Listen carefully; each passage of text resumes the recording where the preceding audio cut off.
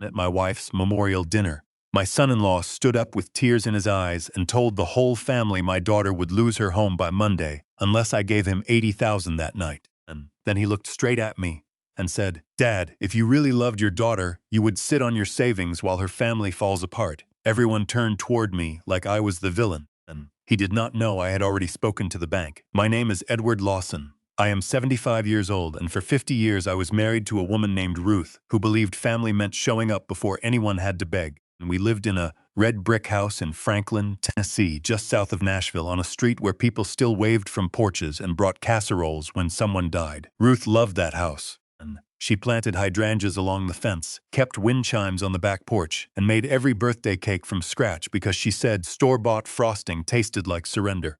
I worked 38 years as a lineman for the electric company. I climbed poles in storms, repaired lines in summer heat, and came home with hands so cracked Ruth would rub ointment into them while pretending not to worry. She worked part-time at the public library, then full-time after our daughter, Emily, started school. Ruth loved books because books never wasted quiet. She could recommend a novel to a lonely widow, a dinosaur book to a restless boy, or a cookbook to a newly divorced man who did not know how to boil pasta. We were not wealthy, we were steady. That was the word Ruth used. Steady meant bills paid before vacations. And steady meant driving a car 10 years longer than you wanted, so your child could graduate without debt. Steady meant fixing your own fence, painting your own shutters, and pretending you liked leftovers because groceries had gotten expensive again. And Emily was our only child. We gave her everything we could without trying to make her soft. I coached her soccer team. Ruth helped with science projects until the kitchen looked like a paper volcano had exploded. And we saved for her college before we replaced our bedroom carpet. We helped with her first apartment deposit. When she married Mark Reynolds, we paid for the flowers, the photographer, and the little string quartet Ruth insisted would make the ceremony feel timeless. Mark was charming when he wanted something. I saw that early, though I tried not to say it too often. And he had a way of making every room believe he had just arrived from doing something important. He wore expensive watches, he called investments, he talked about business opportunities, real estate timing, market cycles, and leverage. Ruth said he used financial words the way some men use cologne. Too much, too close, and hoping nobody noticed what was underneath. And still, she tried to love him, because Emily loved him. For a while I tried too when their first son, Caleb, was born. Ruth cried harder than she had cried at Emily's wedding. And when their daughter Sophie came 3 years later, Ruth filled half a closet with tiny dresses before Emily even came home from the hospital. We babysat, we paid for summer camp. We bought school shoes, we took the kids when Mark said he and Emily needed time to focus on their future. Their future always seemed to cost someone else money, but Ruth had a soft place where Emily was concerned. And she would tell me not to judge too quickly. She said young marriages had their own weather. She said pride could make people hide trouble until it became worse. She said if Emily ever needed us, we should make sure she knew the door was open. Then Ruth got sick. It was the kind of sickness that shrinks the world. First appointments, then scans, then treatment, then waiting rooms where every chair seemed designed for bad news. And I learned how to organize medication bottles. I learned how to help Ruth down the hall when her legs shook. I learned how to smile at Emily over Ruth's hospital bed, so she would not see how terrified I was. And Mark visited less than Emily did. When he came, he stood near the door and checked his phone. He called it work. Ruth never complained. She would just ask if he was eating enough. And because even at the end, she worried about people who had not earned the worry. After Ruth passed, the house became too quiet. Her reading glasses stayed on the side table. Her library tote hung by the door. And her sweater rested over the back of the kitchen chair, like she had only stepped into the next room. I had savings, not fortune. Savings, money from a life of overtime, careful spending. And Ruth's stubborn belief that old age should not make a person dependent on children who might be struggling themselves. We had life insurance, retirement accounts, and a small investment portfolio managed through First Cumberland Bank, where a man named James Whitmore had handled our accounts for 22 years. Ruth trusted James. That mattered to me. Before she died, she told me to keep my accounts separate, keep my head clear, and not let grief make me generous in ways wisdom would regret. At the time, I thought she was talking about funeral expenses. I did not realize she was warning me about the man who would use her memorial dinner to reach for everything she helped me save. The first strange sign came before Ruth's memorial dinner. It was small, almost polite. Mark called me 2 days after the funeral and asked if I had received the life insurance paperwork. Yet he said he only asked because sometimes companies delayed claims when families needed money most. His voice sounded gentle, too gentle. The kind of gentle a salesman uses when he wants you to feel understood before he shows you the price. I told him I had not looked at everything yet, and he said he could help. I said James at the bank was helping. There was a pause. Then Mark's banks were useful for routine things, but families had to take care of real problems among themselves. I asked what real problems he meant. He laughed softly and said nothing urgent, only that everyone was feeling pressure after Ruth's illness. Everyone, that was the first word that caught in my mind. And Ruth had been the one in the hospital bed. I had been the one sleeping in the recliner beside her. Emily had been the one crying in the parking garage when the doctors changed their tone. But Mark said everyone as if grief were an invoice he expected me to pay. After that, he began visiting more often. Not to sit with me, not to talk about Ruth, not to help fix the leaky faucet Ruth had been reminding me about for months. He came with folders, questions, and suggestions. He asked whether my house was paid off. He asked whether Ruth had named Emily as beneficiary on anything. He asked if I had considered transferring assets to avoid probate. He asked if I knew how expensive assisted living could become. He said all of this with a concerned face, usually while Emily was in the other room, washing dishes or helping the children with homework. When she came back, he would change the subject and talk about the kids. Then came the family gathering. Ruth's sister, Carol, thought we needed a memorial dinner at the house instead of another sad afternoon at the church. She said Ruth would hate the way people stopped gathering after the funeral, as if death had finished the work of loving someone. So we planned a Sunday dinner, fried chicken, green beans, cornbread, peach cobbler, sweet tea, Ruth's favorites. People were supposed to come eat, tell stories, cry if they needed to, and remember the woman who had held half that family together with handwritten birthday cards and casseroles, and helped organize it. That should have warned me. He offered to bring chairs. He offered to coordinate the food. He offered to make sure Emily did not have to worry about anything. He moved through the house like a man preparing a stage. He placed chairs in a wide circle in the living room. He made sure my recliner was in the center. He asked who would be there. He asked whether James Whitmore from the bank was close enough to be invited. I said James was not family. Mark smiled and said of course, but the questions did not stop. Emily looked tired in those days. Too tired. Her eyes had a shadow under them I had not noticed before when I asked if she was sleeping. She said things had been stressful when I asked if she and Mark were all right. She said they were just going through a rough patch with bills. Then she quickly said it was nothing I needed to worry about. Rough patch, that phrase bothered me. Emily had always told Ruth things before she told me. After Ruth died, I realized how much had traveled through my wife and never reached me directly. Ruth had been the bridge without her. Emily and I stood on opposite banks, waving through fog. I tried crossing that bridge carefully. I asked if they needed help. Emily said no too fast. Then Mark entered the kitchen and placed a hand on her shoulder. She went quiet in a way I did not like. 2 days before the memorial dinner, I received a strange call from a woman at a private lending office in Murfreesboro. She asked for Mark Reynolds. I told her she had the wrong number.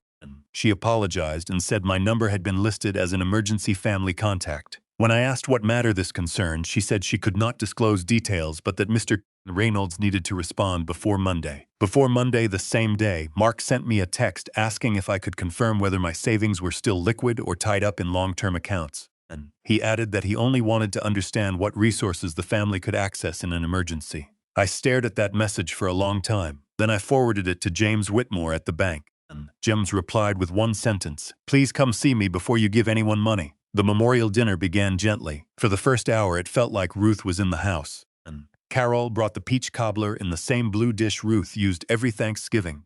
My brother Alan told a story about Ruth scolding him in 1998 for putting store-bought rolls in a basket and pretending he had baked them. Emily laughed through tears when Sophie found Ruth's old apron and tied it around her tiny waist. Caleb sat on the floor near my chair building something with wooden blocks Ruth had kept from Emily's childhood. The house smelled like chicken, coffee, raincoats, and grief. I sat in my recliner, the same one I had slept in during Ruth's final months, because I could not bear to be more than a few steps away from her. People came over one by one and touched my shoulder. They told me Ruth had been kind, Ruth had been faithful, Ruth had been the best of us. I knew that already, still, I needed to hear it. Mark waited until everyone had eaten. I noticed because he barely touched his plate. He checked his phone under the table. He whispered to Emily twice. She shook her head the first time. The second time she looked toward me, then down at her hands. I remember thinking Ruth would have noticed that before anyone else did. Then Mark stood. He tapped his glass with a fork like a man giving a toast. The room quieted. At first, I thought he was going to speak about Ruth. He looked serious enough for it. He cleared his throat and said Ruth had always believed family should help family. He said she had taught them that pride should never stand in the way of asking for help. He said he wished she were here because she would know what to do. My chest tightened, and using Ruth's name that way felt like watching someone pick up her Bible with dirty hands. Then he turned toward me. He said he and Emily had been hiding something to protect me while I grieved. And he said their home was in danger. He said a bank error, a missed refinancing deadline, and unexpected medical expenses had created a crisis. He said if they did not come up with $80,000 before Monday, their house would move into foreclosure proceedings, and Emily and the kids could lose everything. Emily started crying. I looked at her, not at him. At her, those tears were real, and that made the lie more dangerous. Mark said he hated asking. He said it embarrassed him. He said he had tried every other option. And he said the only reason he was speaking in front of family was because time had run out and he needed people to understand the seriousness of what was happening. Then he looked straight at me. And his eyes were wet, but not his voice. He said, Dad, if you really loved your daughter, you wouldn't sit on your savings while her family falls apart. The room froze. Carol looked down at her napkin, and Alan shifted in his chair. Someone whispered my name. Emily covered her face. Caleb stopped playing with his blocks. Sophie leaned against her mother's leg, confused by the sudden heaviness in the room. I felt every eye turn toward me. That was the trap. Mark had not come to ask me for money. He had come to make refusing look like cruelty. He had chosen Ruth's memorial dinner because grief softens witnesses. And he had chosen family because shame multiplies in a room full of people. He had chosen Emily's tears because he knew I could survive being insulted, but he hoped I could not survive seeing my daughter afraid. And for one moment, I almost reached for my checkbook.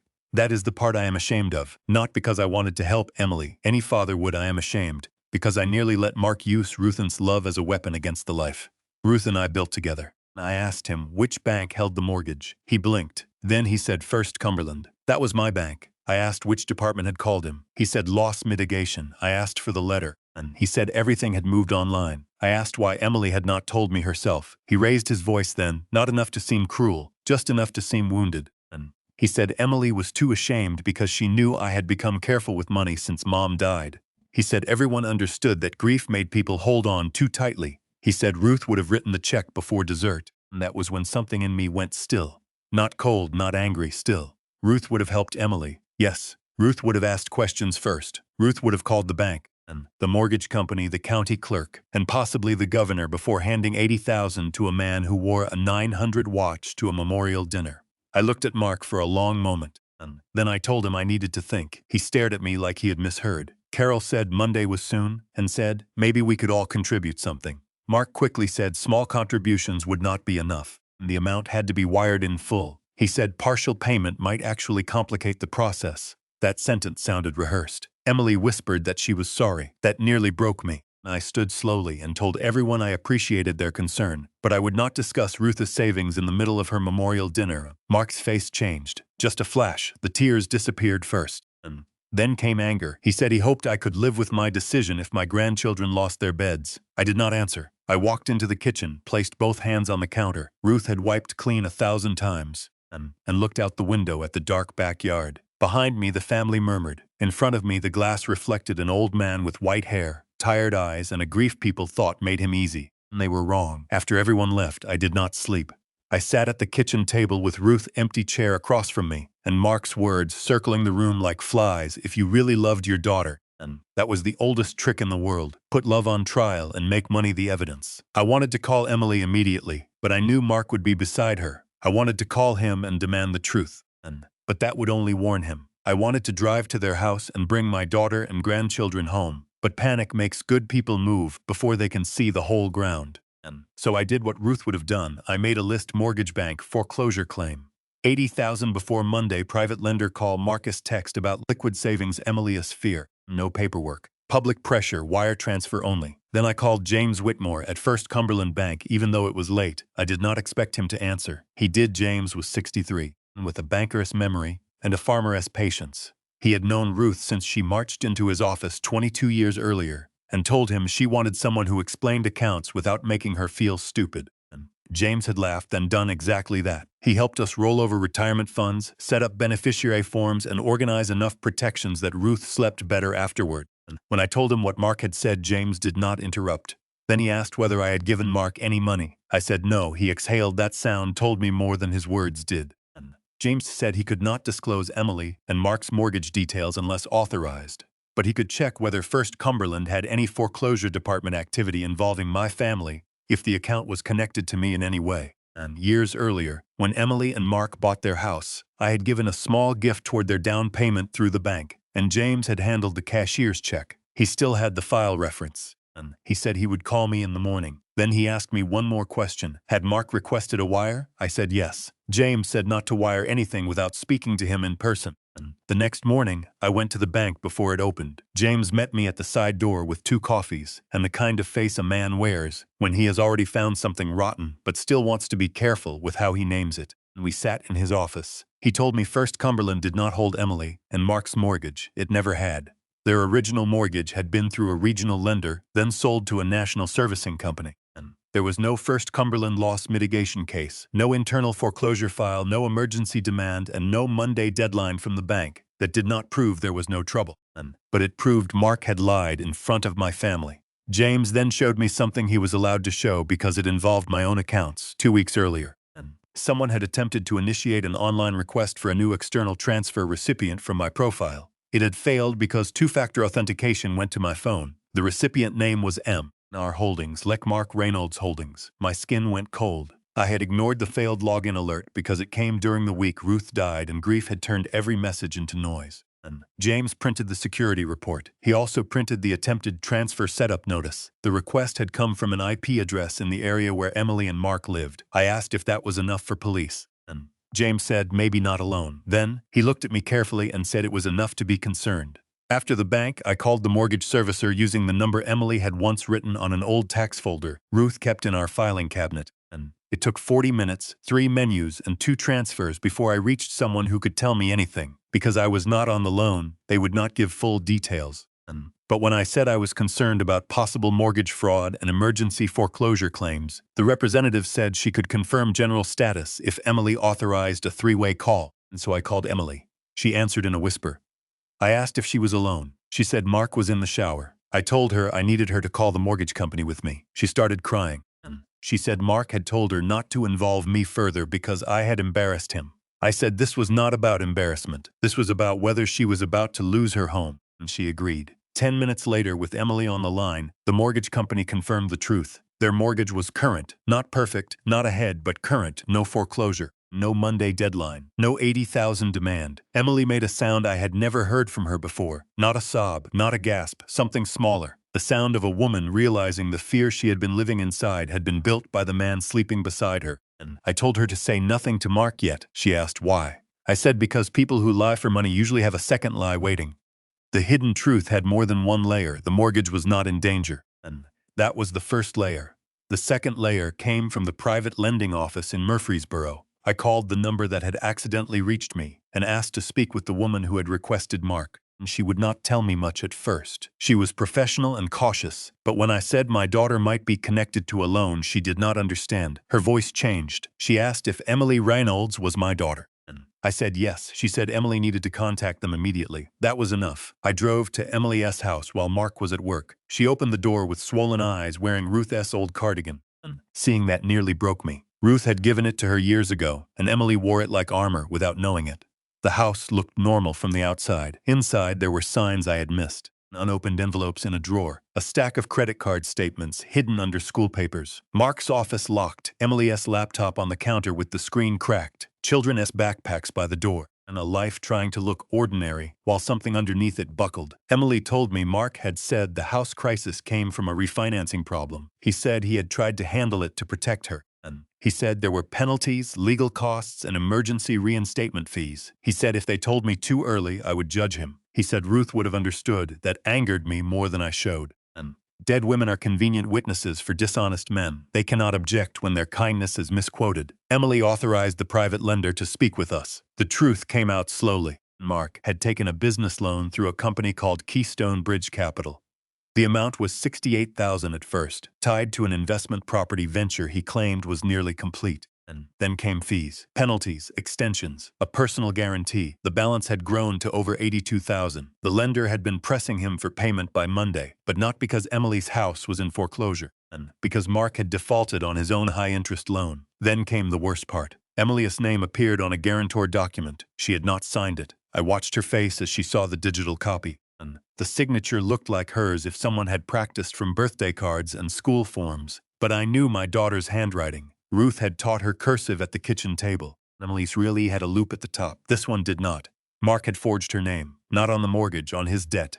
Emily sat very still. Then she said the children would be home in an hour. And that is how mothers survive collapse. They measure disaster against school pickup. I called my attorney, Linda Carver, and she had handled Ruth's estate papers after the funeral and knew enough about my finances to understand why an $80,000 demand mattered. Linda told us to preserve everything: loan documents, text messages, emails, voicemails, bank alerts, Mark's request, the attempted transfer setup. She also told Emily not to confront Mark alone. Then Emily did something brave. And she gave me access to the family email account Mark used for household bills. He had forgotten she still knew the password because she had set it up years ago in the sent folder. We found emails to Keystone Bridge Capital. Mark had written that funds were expected from a family estate distribution. He said his wife's father was liquidating a portion of his retirement assets. And he said the transfer would be completed after a family confirmation dinner. Family confirmation dinner. That was what he called Ruth's memorial. I had to stand up and walk away from the computer. And Emily found more.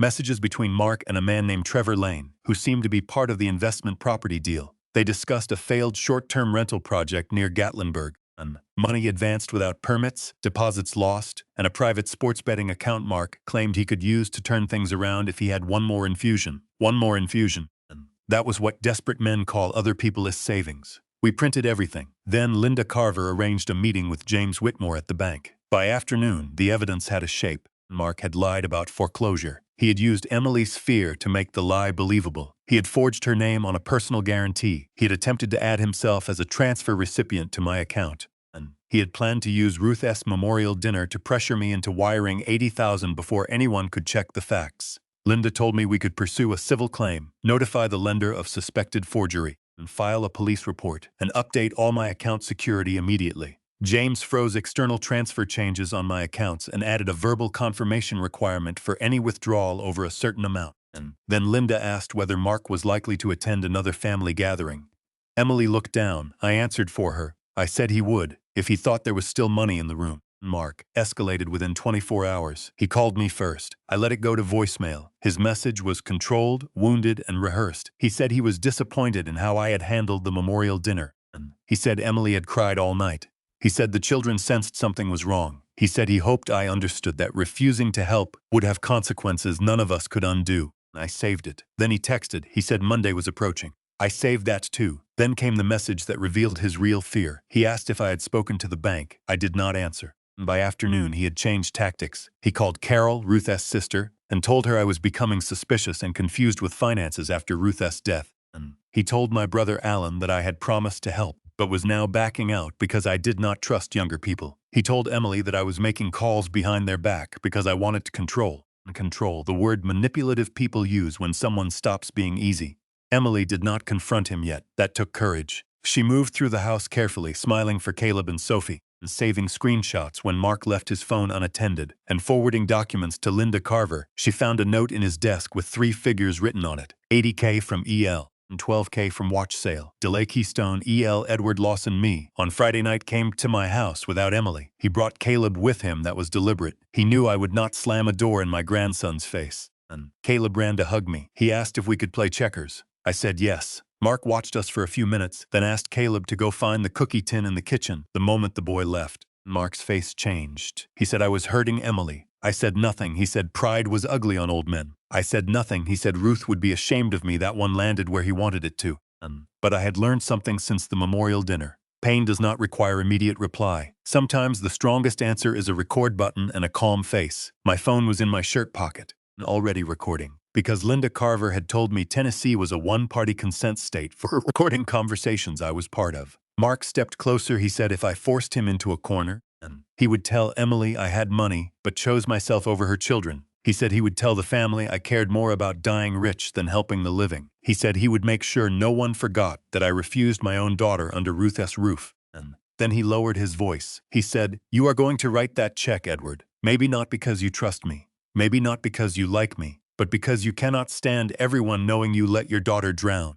I looked at him for a long moment. Then Caleb came back with the cookie tin, and Mark's face softened instantly. That frightened me more than the threat. A man who can switch that quickly in front of a child has practiced. After they left, I sent the recording to Linda. Her response came quickly. Now we move, but before we did, Mark made one final mistake. He organized another family dinner for Sunday night at Emily's house.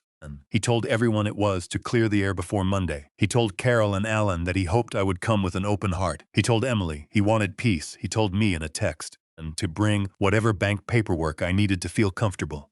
He thought he could control the room again. He thought I would either bring money or look cruel refusing it. He did not know who else would be coming. Sunday dinner at Emily's house looked ordinary from the street. The porch light was on. Caleb's bicycle lay in the yard. Sophie had drawn chalk flowers along the walkway through the front window. I could see people moving in the living room with paper plates and careful smiles. Family gatherings after conflict have a strange sound. Too much laughter at small jokes. Too much attention to food. Everyone pretending the floor is solid when they can feel it cracking. I arrived at 6. Not alone, James Whitmore came with me, wearing a dark suit and carrying a leather folder. Linda Carver followed in her own car. Emily had invited them quietly after Mark told her to make sure I came. She also asked Carol and Alan to be there, along with 2 cousins who had heard Mark's version and deserved to hear the truth. Mark opened the door. For 1 second, his face revealed everything. Then he smiled. He said he did not realize we were bringing outsiders. I said a bank manager is not an outsider when someone lies about a bank. The room went silent. Emily stood near the kitchen doorway, pale but steady. Caleb and Sophie were upstairs with a neighbor watching a movie. Thank God. No child should hear adults count betrayals in real time. Mark tried to laugh. He said this was exactly the kind of hostility he had hoped to avoid. He said we were here to save Emily's home, not hold a trial. Linda Carver said that was interesting. And because no foreclosure existed, the first lie died right there. Not loudly, not dramatically, it just stopped breathing in the middle of the room. Mark looked at Emily. She did not look away. And James opened his folder. He explained that First Cumberland Bank did not hold the Reynolds mortgage, had no loss mitigation case involving Emily or Mark, and had issued no demand for $80,000. And he confirmed that no bank representative had told Mark payment was required by Monday to save the house. Mark said the mortgage had been transferred. James said that was correct. And the actual mortgage servicer had confirmed with Emily's authorization that the account was current and not in foreclosure. Carol put a hand over her mouth. Alan muttered something under his breath. Mark said current did not mean safe. Linda placed the Keystone Bridge capital documents on the coffee table. She said the Monday deadline was real, but it was not tied to Emily's home. It was tied to Marcus' private business loan, his default, his penalties, and a personal guarantee that appeared to contain Emily's forged signature. Emily flinched when she heard it said aloud. But she did not break. Mark said he could explain. Linda said he would have the opportunity, preferably with counsel. Then she placed the emails on the table. Funds expected from family estate distribution. Wife's father liquidating retirement assets. Transfer completed after family confirmation dinner. I watched Carol's face change as she understood that Ruth's memorial dinner had not been a desperate confession. It had been part of a plan. Mark said those emails were taken out of context. James then added the attempted external transfer report from my bank account. He explained that someone had attempted to create our holdings look as an external recipient from my online banking profile. He explained that the attempt failed because I had 2-factor authentication. He explained the IP location was consistent with Mark and Emily's area. Mark's face turned red. He said I was setting him up. That almost made me laugh. Then Linda played the recording from my living room. Mark's own voice filled Emily's house. You are going to write that check, Edward. Maybe not because you trust me, maybe not because you like me, but because you cannot stand everyone knowing you let your daughter drown. The room went completely still, and Emily closed her eyes. I think that was the moment she stopped being afraid of him and started grieving the marriage she thought she had. Mark whispered her name. She opened her eyes and said no, and just that no. Not shouted, not explained, not decorated, no. It was the strongest word in the room. Mark turned to me then. The charm was gone. The wounded husband was gone. The desperate father was gone. And what remained was smaller and uglier. He said I had no idea what pressure felt like. He said he had tried to build something for his family. And he said rich old men like me loved judging younger men while sitting on piles of money they would never spend. I stood slowly. My knees hurt, my back hurt, my heart hurt most of all. And I said I was not rich. I said I had money because I spent 50 years not taking what belonged to someone else. Because Ruth clipped coupons when we could have eaten out. Because I worked storms instead of sleeping through them. And because we bought used cars and paid bills on time and taught our daughter that love should never require a forged signature. Then I looked at Mark and said the sentence Ruth would have wanted me to say calmly. I said, "You did not ask me to save my daughter. You asked me to finance your lies." No one spoke. Linda then explained the next steps. Emily would notify Keystone Bridge Capital that her signature was disputed as forged. A police report would be filed. My accounts had been secured. Any attempt to pressure me for funds, access my accounts, or use my daughter as leverage would be documented. Emily would consult a separate attorney regarding her marriage, and finances, credit, and the children. Mark said Emily could not afford a lawyer. I said I would pay for Emily's lawyer. For the first time that night, Mark looked truly frightened. And not because he had lost the money, because Emily had gained protection. The price did not come all at once. Men like Mark imagine disaster as one dramatic moment because that is how they create it for others. And real consequences are slower. They arrive in letters, frozen accounts, canceled meetings, legal notices, passwords changed at midnight, and rooms where people stop believing your version first. Emily filed the police report the next morning. She disputed the guarantor document with Keystone Bridge Capital. Linda referred her to a family law attorney named Patricia Wells, who moved quickly to separate Emily's finances from Mark's. A credit freeze went on Emily's reports. The mortgage servicer added extra security. Mark was removed from shared online access where possible, and his business email, once examined by counsel, revealed more debts than he had admitted.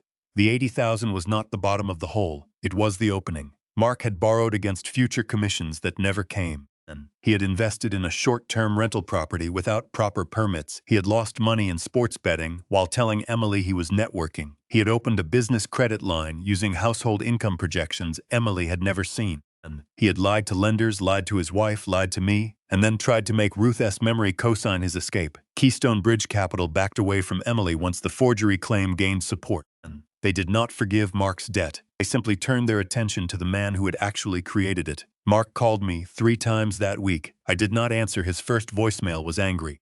He said I had destroyed him. His second was desperate. He said if I helped quietly, he could still keep things from getting worse. His third sounded almost humble. He said he had made mistakes. Mistakes. A mistake is forgetting the casserole in the oven. A mistake is putting regular gas in a premium tank. A mistake is calling someone by the wrong name at church. And forging your wife's signature and using your mother-in-law's memorial dinner to pressure an old man for $80,000 is not a mistake. It is a plan that failed. Emily moved into my house with Caleb and Sophie for a while.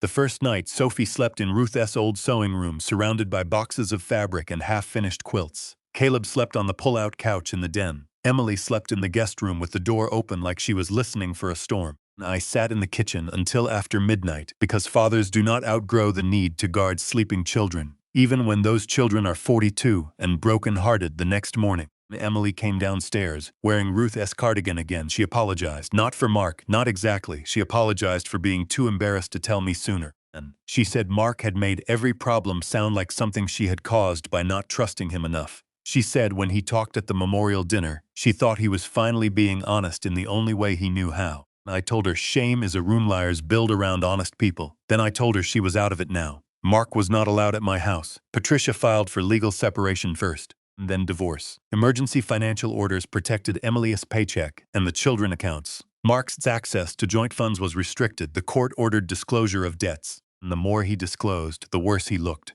Ellen stopped taking his calls. Carol, who had nearly believed him, brought Emily soup and cried in my driveway because she felt guilty for looking at me like I was selfish during the memorial dinner. I told her Mark had counted on good people feeling guilty. That was how he got so far. The family changed after that, not cleanly. Families do not snap back into shape like rubber bands.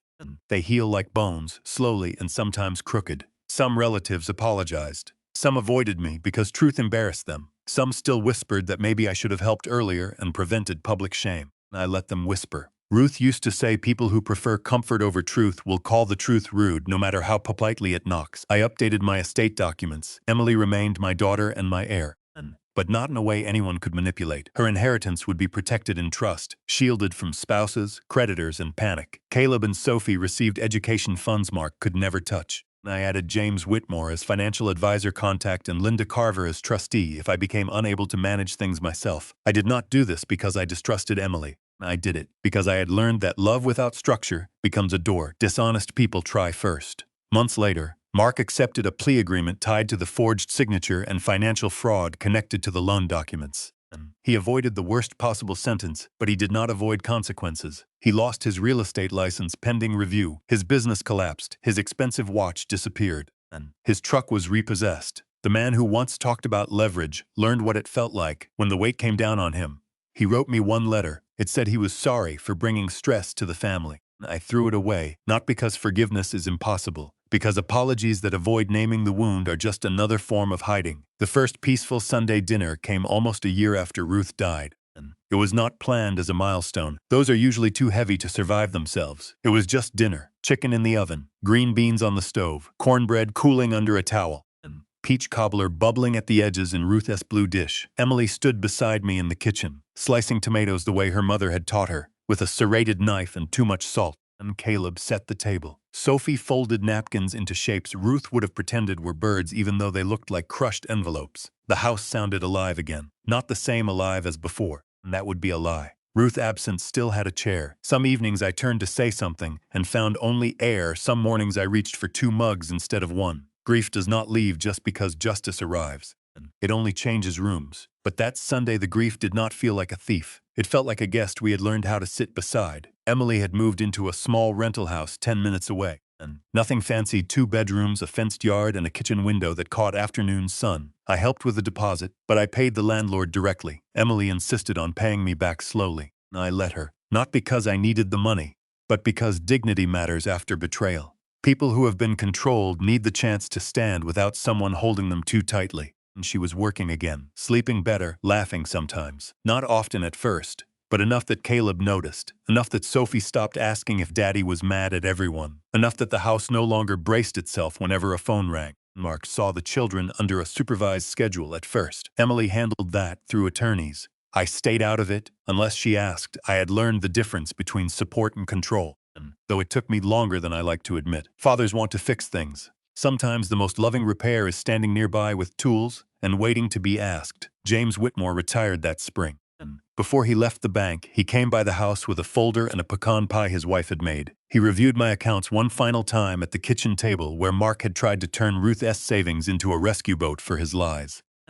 James showed me the safeguards again. Transfer restrictions, trusted contacts, fraud alerts, beneficiary updates, trust protections. When he finished, he looked at Ruth's empty chair and said she would have approved. And that nearly undid me. I told him Ruth had always liked him because he never talked down to her. James smiled and said Ruth would not have allowed it. He was right after dinner that Sunday. And Emily helped me clear plates while the children played in the living room. She picked up Ruth's blue cobbler dish and held it for a moment. Then she said she had been thinking about the memorial dinner. I told her she did not have to. She said she did. She said the hardest part was not that Mark lied. It was that he knew exactly which love to use. He used her love for her children, my love for her, the family's love for Ruth. He made every good thing in the room feel like evidence against us. I dried my hands on a towel. And then I told her something Ruth once told me after Emily crashed the Honda in college and tried to hide it for 2 days. I told her love is not weak just because someone learns how to aim at it. And Emily cried. Then I held her. For the first time in a long time, she let herself feel like my daughter instead of a woman managing damage. Later, after she and the children went home, I sat alone on the back porch. The hydrangeas Ruth had planted were coming back. Green first, then blue at the edges. The wind chimes moved softly. Somewhere down the street a dog barked. And the evening smelled like cut grass and rain. I thought about the 80,000 Mark had demanded. That number had seemed enormous in the moment.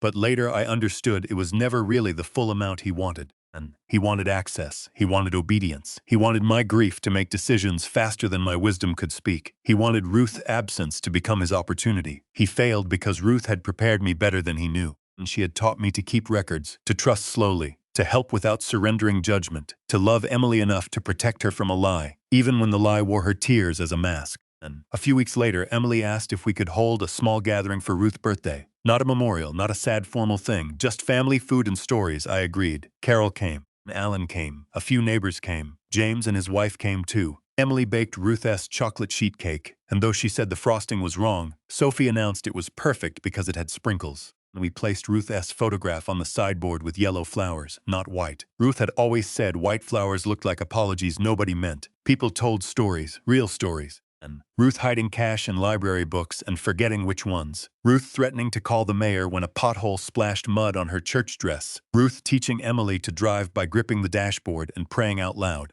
And Ruth telling Mark once, years before everything happened, that charm was not the same thing as character. That last story made the room quiet. Then Emily laughed softly and said Mom always knew. And yes, she did. That night, after everyone left, Emily stayed behind to help wash dishes. When we finished, she placed Ruth's blue cobbler dish back in the cabinet and touched it with 2 fingers before closing the door.